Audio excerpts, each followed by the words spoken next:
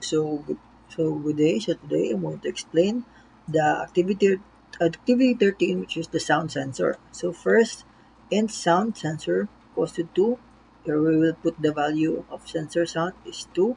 The value of LED goes to 4. And then we're going to put a boolean LED status to false. Then to set up, we'll put pin mode, then sound sensor, and then the input. This will put the input. And then the LED, it will be the output. And then to make a loop, if the sensor data is digital read, it will read the sound sensor.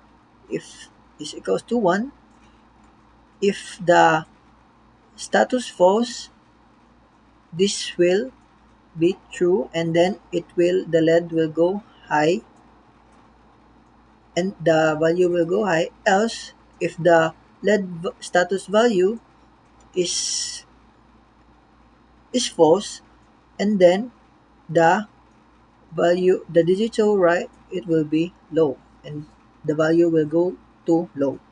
So that is all. So now I will show you the result of my output. So this is the code that we made, ma'am. So here, if we if first ako sa tangan para sure na pag kita man there is no sound, but if gani ibutang nga mo the sound, then kay given na ang paliwat is haba mo nang mo detect siya.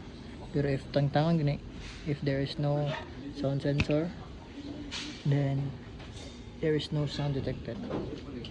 And